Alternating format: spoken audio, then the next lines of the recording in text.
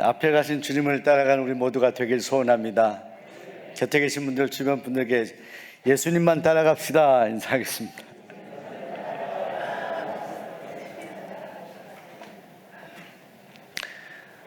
우리가 따라갈 분이 계시다는 것이 참 행복한 일입니다. 따라갈 사람을 바라보지도 못하고 목적 없이 살아가는 인생들이 참 많이 있지만 우린 짧은 인생 분명히 우리의 삶에 방향과 목적이 있어서 참 감사한 일입니다. 하나님께서 여러분 모두에게 크신 은혜와 사랑으로 함께 하시기를 소원합니다. 우리 사무엘서는 이름이 사무엘서이긴 하지만 사무엘상, 사무엘하 말씀이긴 하지만 사무엘만 집중적으로 나온 책이 아닙니다. 사실은 이 사무엘서의 가장 중심된 인물은 다윗이라고 하는 사람입니다. 그러니까 우리가 다윗에 대해서 궁금하면 우리는 사무엘상, 사무엘하 말씀을 읽어보면 다윗이 어떻게 살았는지를 잘 알 수가 있습니다. 그의 인생의 모든 전후 과정을 알 수가 있고 또 하나님께서 어떻게 다윗의 삶에 개입하셨는지를 잘 이해할 수가 있습니다. 그러면 사무엘은 누구냐? 사무엘은 어려운 가운데 하나님의 은혜로 태어나서 엘리 제사장 집에서 자라며 하나님을 만나게 되는 하나님이 선택한 하나님의 종이었습니다. 그런데 하나님께서 이 사무엘을 선택하게 된 이유는 당시에 암울하고 어려웠던 이스라엘의 하나님의 말씀을 온전히 전하기 위한 뜻이 있었고 또한 중요한 이유 중에 하나는 그를 통해서 하나님께서 세우고자 하는 사람들이 있었기 때문입니다. 특별히 하나님께서는 사사시대에 혼란하고 어려웠던 그 시기를 지나면서 이스라엘 백성들이 우리에게 왕을 달라라고 요청했을 때 하나님은 원하시진 않았지만 이 사무엘 선지자를 통해서 왕을 세우십니다. 그게 이스라엘의 첫 번째 왕이었던 사울 왕이었어요. 사울 왕. 이게 초대 왕입니다. 근데 하나님께서는 기대감을 가지고 세웠는데 이 사울이 온전히 하나님의 뜻에 맞게 합당하게 살지를 못했습니다. 그래서 하나님 그를 버리시게 됩니다. 그리고 하나님께서 다시 사람을 세우기 위해서 찾게 되시는데 오늘 이 사무엘에게 이새의 집에 하나님이 세울 사람이 있다. 이새의 집으로 가라 그렇게 말씀합니다. 사무엘이 이새의 집에 가게 됩니다. 이새를 만나게 됩니다. 그리고 이새의 아들들을 만나게 됩니다. 성경 말씀에 보면 장자였던 엘리압이라고 하는 사람이 나오게 되고 그 다음에 아비나답 그리고 삼마라고 하는 그런 세 아들이 지나가게 됩니다. 근데 성경 말씀 보면 이 엘리압, 장자였던 그 엘리압을 보았을 때 사무엘이 이 사람이 하나님이 선택하신 사람이구나 라고 확신하듯이 이야기를 합니다. 이 사람에게 기름을 부어야 되겠다라고 하는 순간 하나님께서 사무엘에게 말씀하십니다. 아니다라고. 그러면서 하나님께서 이 사무엘에게 분명하게 하신 말씀이 이런 말씀입니다. 오늘 성경에 이렇게 기록되어 있습니다. 그의 용모와 키를 보지 말라. 내가 이미 그를 버렸노라. 내가 보는 것은 사람과 같지 아니하니 사람은 외모를 보거니와 나 여호와는 중심을 보느니라. 하나님 중심을 보신다. 외모를 보지 않는다는 거예요. 또 이렇게 분명히 하나님께서 말씀하신 이유가 있겠죠. 사울 왕을 선택했는데 사울이 하나님의 기대를 저버렸습니다. 이 사울이란 왕도 외모가 출중한 사람이었습니다. 하나님은 외모에 관심하지 않는다라고 분명히 말씀합니다. 나는 중심을 본다. 중심이 뭡니까? 우리 마음의 중심을 말하는 거예요. 보이지 않지만 하나님은 보이지 않는 것을 본다. 여러분, 사람은 보이는 것을 봅니다. 외모를 보기도 하고 또 우리 직장인들 면접을 보게 되면 그 사람의 외모를 보고 또 그 사람이 성적을 보기도 하고 배경을 보기도 하고 결혼을 하게 되면 그 집안의 여러 가지 가정의 배경을 보기도 하고 재력을 보기도 합니다. 이 중요할 때 이새의 집에서 하나님께서는 사무엘에게 나는 외모를 보지 않고 중심을 본다라고 말씀하셨어요. 중심. 그리고요, 이 엘리압의 그 다음 동생이었던 아비나답이 지나가는데 그때부터 하나님께서 끊임없이 사무엘에게 말씀하는 거예요. 사무엘은 여호와 하나님께서 마음에 감동하신 대로 말씀하는데 이 사람이 아닙니다. 그리고 산마라는 사람이 지나갑니다. 세 번째 아들일 겁니다. 그렇게 아들들이 쭉 지나가게 됩니다. 일곱 번째 아들을 보고 했는데도 선택할 사람은 선택하지 못하는데, 그래서 사무엘이 묻습니다. 야, 아들 이게 전부냐 했더니 그때 이새가 말합니다. 막내가 아직 있다. 막내가 있는데 그가 들에서 양을 지키고 있는 막내가 아직 있다. 말째가 있다는. 사무엘이 그를 데려오라고 합니다. 사람을 시켜서 막내였던 들에서 양을 지키던 목동 막내 아들을 지나가게 하는데 그를 보는 순간 사무엘이 이 사람이다. 그때 하나님께서 이 사무엘을 통해서 하신 말씀이 있어요. 마음의 감동을 이렇게 성경이 기록합니다. 이가 그니 일어나 기름을 부으라. 이가 그니, 이게 무슨 말씀입니까? 하나님이 찾던 사람, 중심을 보시는 하나님께서 선택한 사람이 바로 이 사람이다. 이 사람에게 기름을 부으라고 합니다. 여러분, 이새는요, 막내 이 다윗이 들판에서 일하도록 일곱째 아들이 다 지나갈 동안에 내버려 뒀어요. 뭔 말하는 겁니까? 이새는 아들 다윗을 기대하지 않았어요. 하나님이 선택할 사람으로 전혀 생각하지 않았다는 거예요. 열외시켰던 거예요. 그런데 하나님께서는 일곱 아들이 아니라 바로 이 다윗, 들판에서 목동의 역할을 하고 형들에 비해서 어쩌면 아버지의 눈에는 가장 별 볼 일 없어 보이는 이 다윗을 하나님은 선택하셨습니다. 하나님의 기준은 무엇입니까? 사무엘을 통해서 하나님이 선택한 기준은 바로 그의 중심이었습니다. 가슴의 중심. 사랑하는 여러분, 오늘 이 시간을 통해서 오늘 우리의 중심이 하나님이 찾는 그런 존재의 중심이 되기를 소원합니다. 하나님이 선택하실 수 있는 마음의 중심을 가진 사람. 하나님은 외모를 보시는 것과 그렇지 않습니다. 여러분, 앞으로 여러분의 자녀를 누구에게 결혼시킬 때 우리 소병학 원사님 보니까는 외모도 좋아 보여요. 마음도 좋아 보이고. 근데 여러분, 오늘 여러분의 기준은 뭡니까?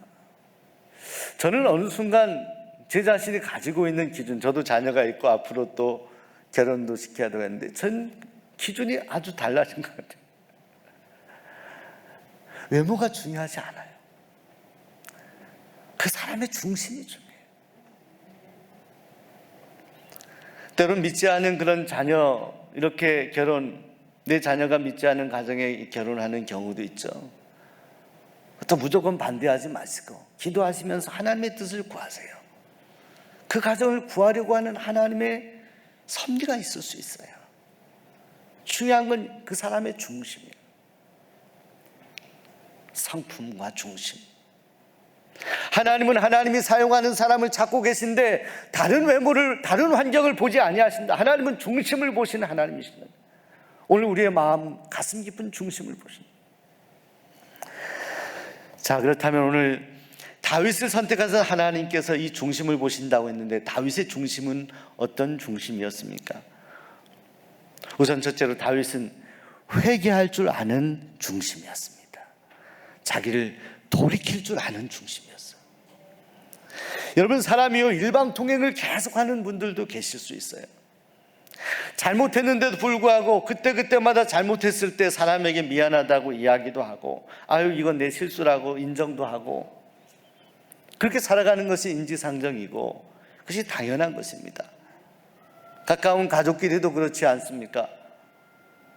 미안한 일은 미안하다고 이야기도 하고 그런 것입니다. 그런데 우리가 하나님과의 관계에 있어서 참으로 중요한 것은 우리가 하나님 앞에 우리가 잘못했을 때 그것을 하나님 앞에 인정하고 회개하고 돌이킬 수 있는 마음, 이것이 소중한 것입니다. 다윗은 그 마음이 있었습니다. 여러분, 훗날 다윗이 이스라엘의 왕이 됩니다. 참 많은 고생과 우여곡절 속에 남북 이스라엘이 다 통합되는 왕이 됩니다. 그런데 한 번은 여러분, 다윗이 한 여인에게 반해서 그 여인을 취하게 됩니다. 그래서 아이가 생기게 되는 거예요. 그런데 이것을 은폐하기 위해서 다윗은 그 여인이 우리아라고 하는 장수의 아내였는데, 이 우리아, 전쟁에서 싸우고 있는 이 우리아를 집으로 불러들이게 됩니다. 좀 쉬어라고 합니다. 왜 그런 줄 아세요? 생긴 아이, 그 아이가 다윗을 통해 낳은 아이가 아니라는 그것을 위장하기 위해서 통침하도록 하루 집으로 불러들이는데, 그 우리아가 집에 오질 않아요. 어떻게 이 어려운 때 내가 집에 가서 쉴 수 있겠느냐고. 이게 우리아거든요. 충신이에요. 그래서 다윗이 이 우리아를 전쟁의 제일 앞선에 싸우게 해서 결국 우리아가 전쟁에서 전사하게 됩니다. 그렇게 해서 낳은 아이는 죽고 말죠. 여러분, 그런데 그때 여러분, 그 순간 우리는 이 다윗이라는 인물이 정말로 하나님께서 기억할 만한 아주 구약에서 잊지 못할 하나님의 사람이라는 것을 알고 있음에도 불구하고 이 밧세바를 취한 사건에 대해서도 알고 있어요. 그는 잘못했어요. 큰 죄를 지었어요. 그는 넘어졌습니다. 다른 사울이나 다른 사람들에 비하면 더 큰 죄를 지었습니다. 더 무서운 죄를 지었습니다. 간접살인을 저질렀잖아요. 자신의 죄를 은폐하기 위해서 다른 사람을 고의적으로 간접살인한 그 사람이 바로 다윗이에요. 그런데 그럼에도 불구하고 왜 하나님께서 다윗을 끝까지 그 손을 놓지 아니하시고 그를 인정하시는 걸까요? 그 죄를 지었던 다윗에게 어느 날 나단 선지자가 나와서 다윗의 죄를 지적합니다. 어떤 좋지 않은 사람의 이야기를 통해서 이야기를 한 다윗이 그 사람이 누구냐고, 그 나쁜 사람이라고 했는데 나단이 바로 그 사람이 당신입니다라고. 나단도 목숨 걸고 하나님의 말씀을 전했어요. 왕 앞에서.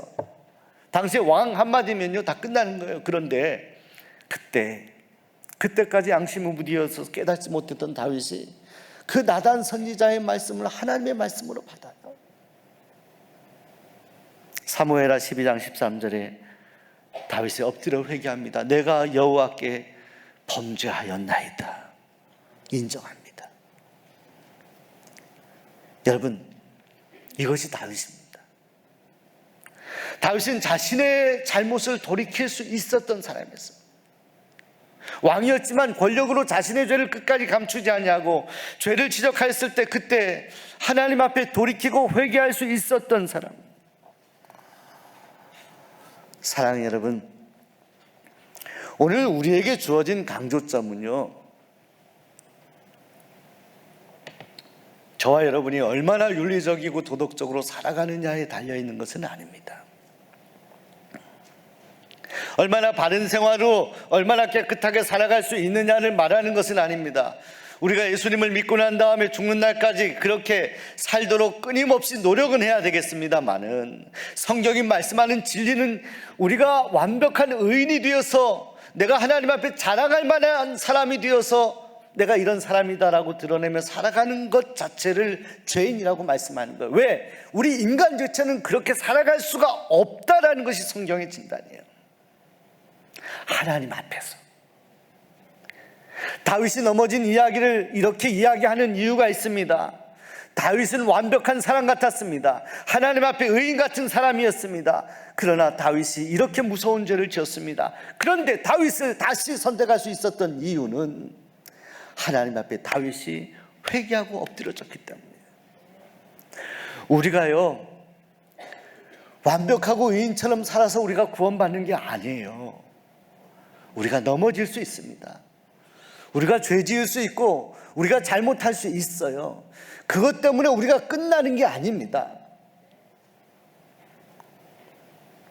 여러분, 우리가 그런 가운데 하나님 앞에 우리의 죄를 회개할 수 있기 때문에 우리가 살아나는 거예요. 하나님 앞에 우리의 죄를 고백할 수 있기 때문에 우리는 다시 의인이라고 하나님께 칭함을 받을 수가 있는 겁니다. 저와 여러분 모두는 죄인입니다.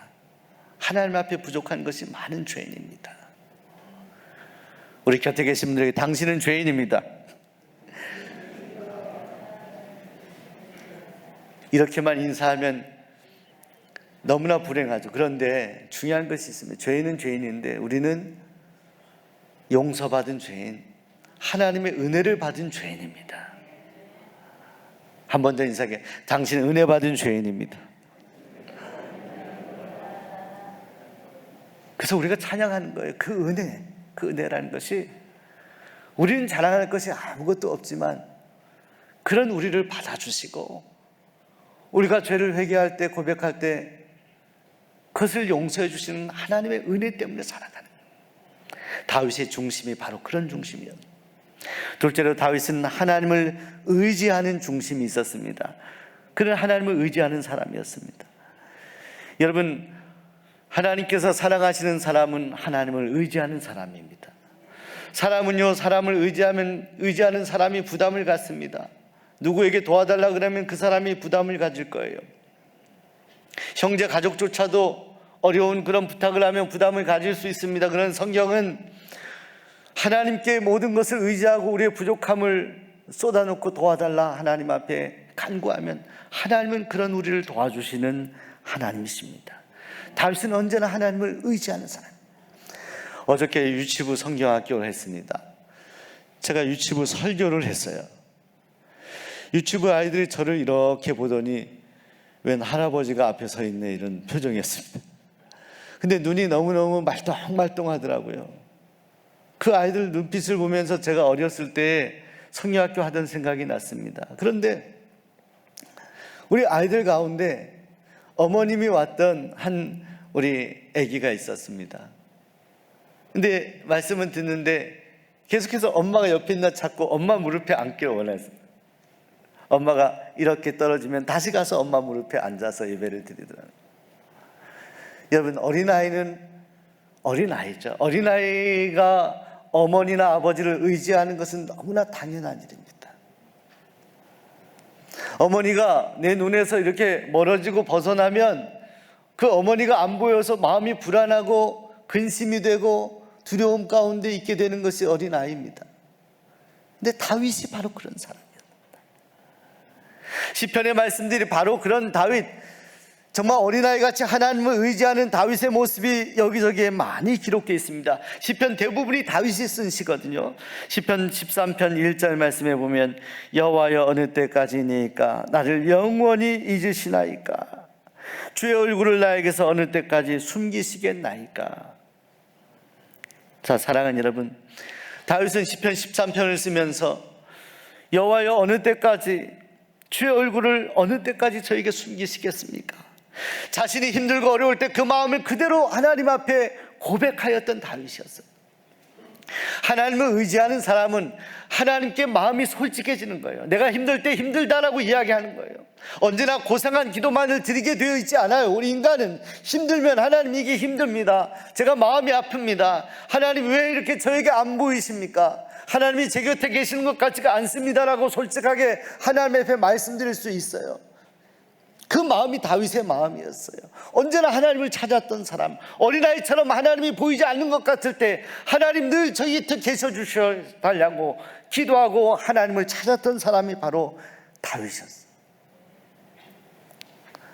다윗은 자신의 감정을 언제나 숨기지 않았습니다. 하나님 앞에 다 솔직하게 고백하였습니다. 자, 그러던 다윗의 시편 13편이 5절에 가서 이런 고백으로 바뀝니다. 나는 오직 주의 사랑을 의지하여 싸우니 나의 마음은 주의 구원을 기뻐하리이다. 여기서요, 어린아이처럼 왜 하나님은 저에게 얼굴을 숨기십니까, 불안합니다, 이렇게 고백하였던 다윗이 5절에 가서 이렇게 다시 회복을 하며 고백합니다. 오직 주의 사랑을 의지하였다. 여러분, 다윗이 의지하였던 분명한 내용은 무엇입니까? 목동 시절부터 그렇게 하나님 고생을 많이 했던 다윗이 의지하였던 하나님, 그 하나님의 무엇을 보고 하나님을 의지했던 겁니까? 하나님이 나를 사랑하신다. 하나님은 나를 사랑하신다. 그 사랑을 의지한 거예요. 하나님의 사랑. 그 사랑을 의지하였던 다윗, 그는 일평생 하나님을 의지하며 살았습니다. 사랑하는 여러분, 오늘 여러분이 하나님을 의지하며 살아갈 수 있기를 바랍니다. 여러분의 중심이 그런 중심이길 바랍니다. 어린아이처럼 때로는 눈물이 나면 하나님 앞에 눈물을 쏟을 수 있는 사람, 때로는 하나님 앞에 내가 정말 부끄러운 그런 죄를 지었으면 그것을 하나님 앞에 다 내어놓고 제가 이런 죄를 지었습니다, 하나님 죄송합니다, 고백하는 사람. 어느 자녀가요 잘못했는데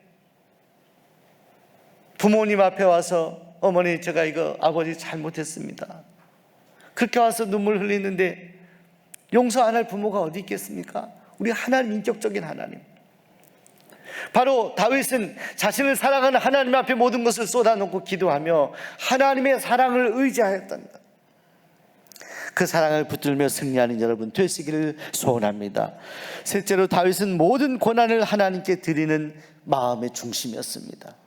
여러분, 우리의 주인은 누구십니까? 오늘 여러분의 생명을 창조하신 분이 누구십니까? 지금 여러분의 삶을 주도하시는 분이 누구시라 생각하십니까? 자, 한번 대답해 보실래요? 누구라 생각하십니까? 하나님이시잖아요. 하나님이 여러분의 삶을 주도하심을 믿으십니까? 하나님이 여러분의 삶의 인생의 주인이심을 믿으십니까? 하나님이 여러분의 정말 주인 되심을 인정하십니까? 여러분 보세요.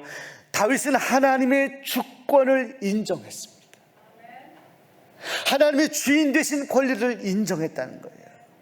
그 중심이 바로 그런 중심입니다.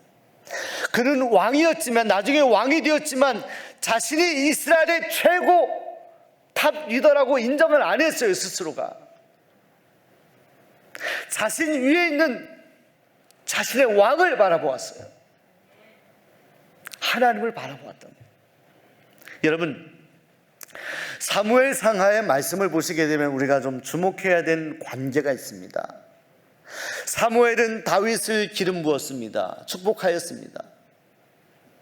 근데 여러분, 사무엘의 첫 번째 이스라엘 왕으로 세운 사람은 다윗이 아니라 누구라 그랬습니까? 사울이었습니다.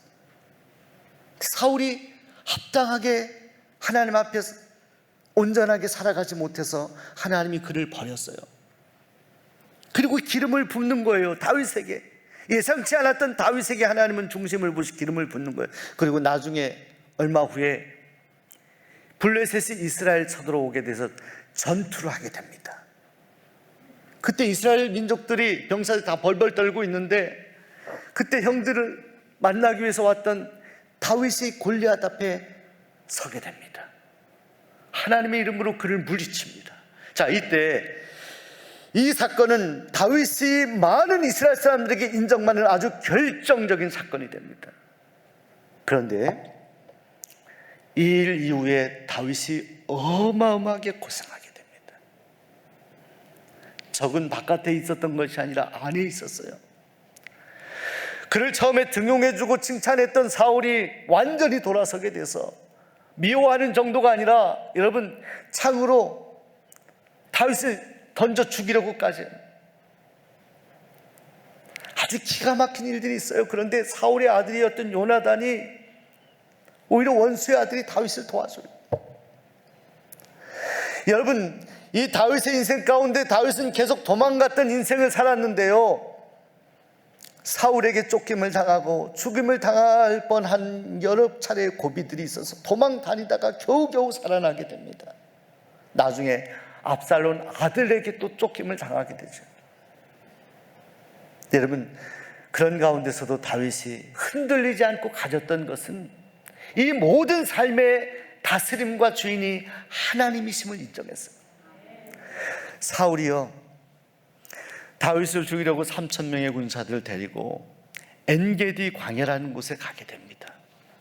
우리 좀 지도를 볼 필요가 있습니다. 저는 아직 성지순례를 해보지진 못했는데 지도를 통해서 사진만 보면서 느낌을 갖습니다. 여러분, 이스라엘은요, 이스라엘 땅 그 위쪽에는요 갈릴리 호수가 있고요, 요단강이 이렇게 쭉 흘러갑니다. 그리고 그 아래에 사해가 있습니다. 사해 이 왼쪽 옆으로 가면 베들레헴이 있고 그 위에 예루살렘이 있어요. 근데 이 엔게디 광야는 사해, 그 사해 바로 이 배꼽같이 생긴 바로 그 부분 엔게디.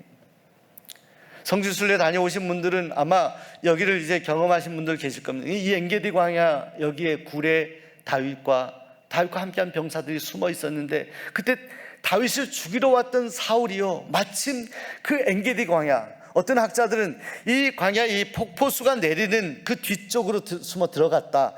그런데 거기에 사울이 히브리어를 해석하면 용변을 보러 갔어요. 조용히. 그때 사울을 발견하게 됩니다. 병사들이 저 원수 사울이다, 지금 죽일 수 있는 절호의 기회다라고 이야기합니다. 엔게디 광야에서 본 사해의 모습. 자, 여러분, 다윗은요 자신을 죽이려고 왔던 원수 같은 사울을 제거하면 그는 승승장구할 수 있어요. 근데 그때 다윗이 사울을 죽이지 않아요. 그리고 그 이유를 말합니다. 절대로 그럴 수 없다. 하나님께서 기름 부은 사람을 결코 죽일 수가 없다라고 얘기합니다. 나는 그럴 수 없다. 그래서 사울이 용변을 보는 그 뒤에 옷자락만 살짝 뺍니다. 이건 뭡니까? 죽을 수 있었음에도 불구하고 죽이지 않은 증거가 옷자락입니다. 병사들도 다 알죠. 나중에 그 사실을 사울이 알게 됩니다. 그 다윗에게 선대하는 듯 하다가 그 마음이 들쭉날쭉 아주 혼돈, 지금으로 말하면 정신적인 이상이 있었던 것 같아요.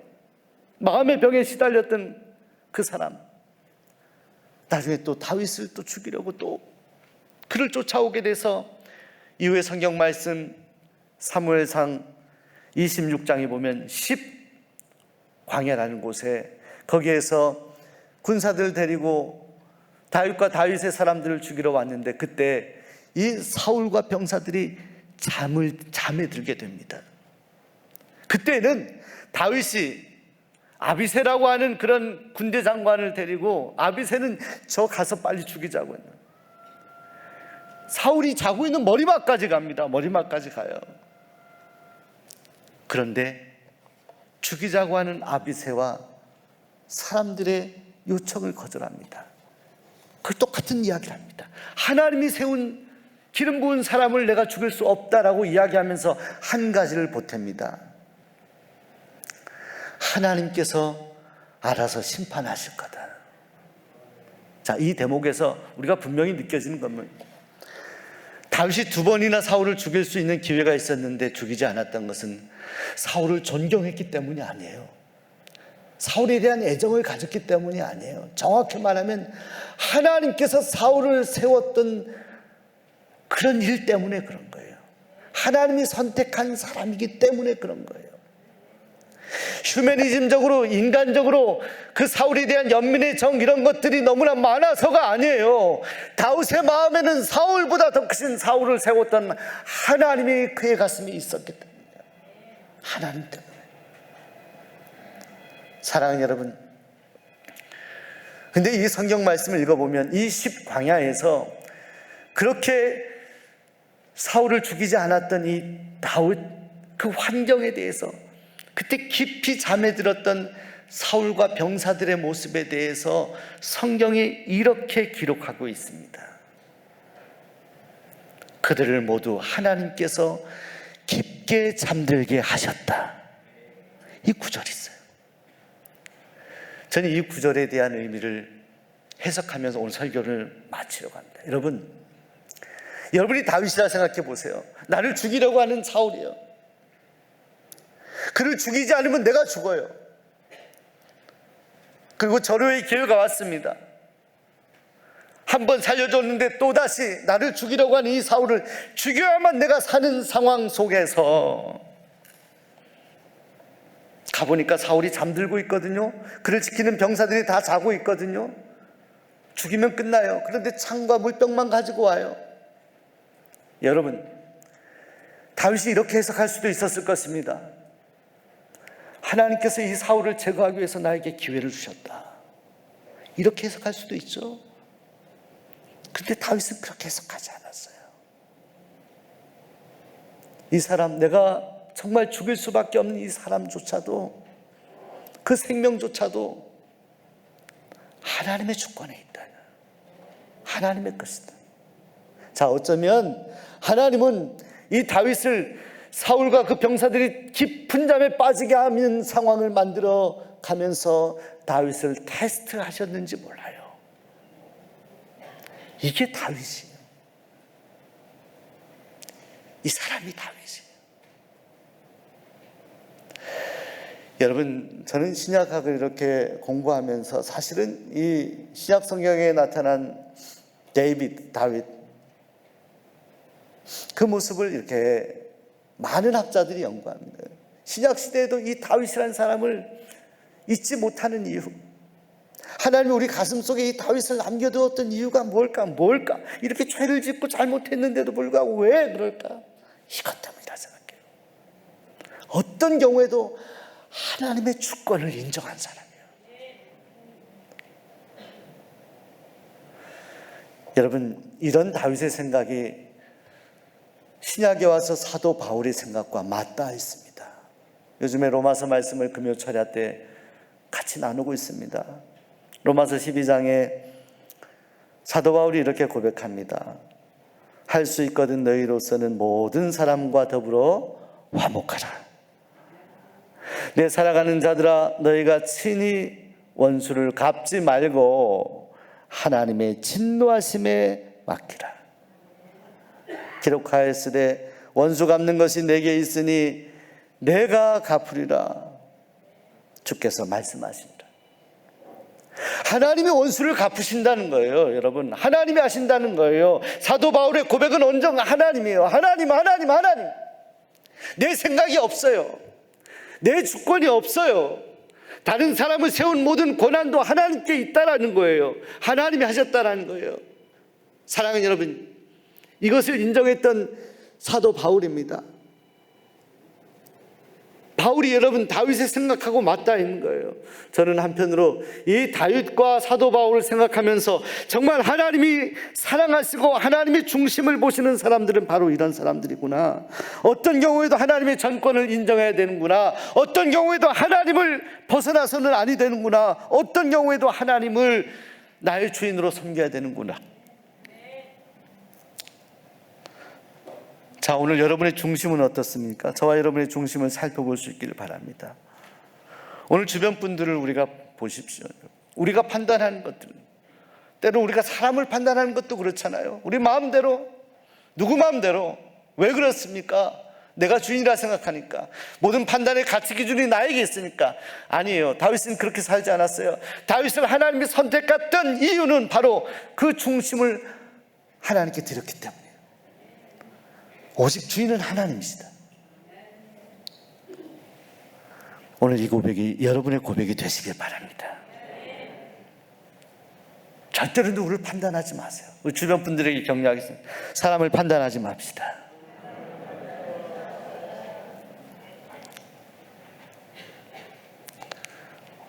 하나님께 맡기세요. 기도하시고 하나님의 판단에 맡기세요. 그것이 이 들판에서 아무도 주목하지 않았던 다윗을 선택했던 하나님의 이유입니다. 오늘 말씀을 준비하면서 제가 첫 번째 대지였던 우리가 회개하면 돌아온다. 여러분, 하나님께로 여러분의 중심이 언제든 돌아서면 하나님은 여러분을 받으십니다.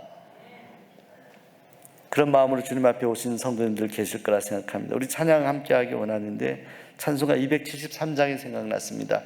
1절하고 5절 우리 찬양 하면서, 주님, 제가 참 부족하고 연약합니다. 여러 가지로 좀 제가 생각해도 모자란 것이 맞습니다만 주님, 그런 저를 받아주시옵소서 고백하는 마음으로, 기도하는 마음으로 함께 찬양하면 좋겠습니다. 1절 5절 찬양했습니다.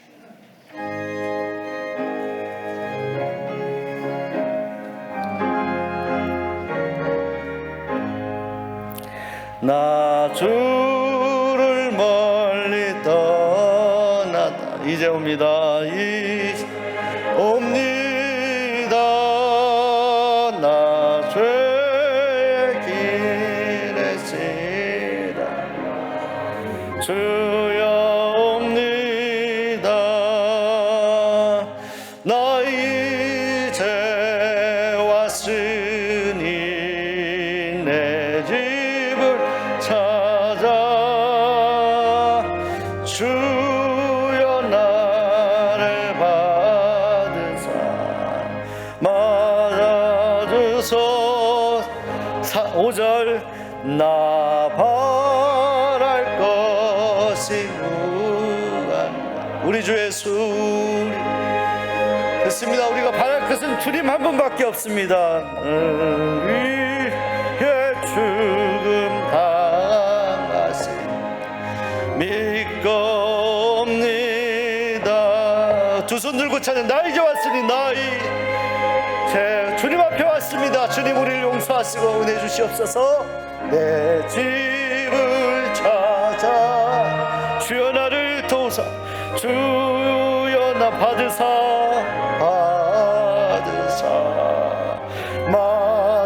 맞아줘서 나 이제 왔으니 내 집을 찾아 나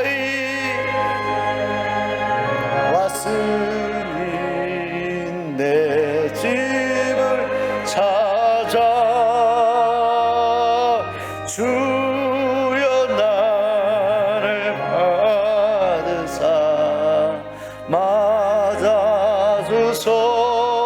맞아주소서.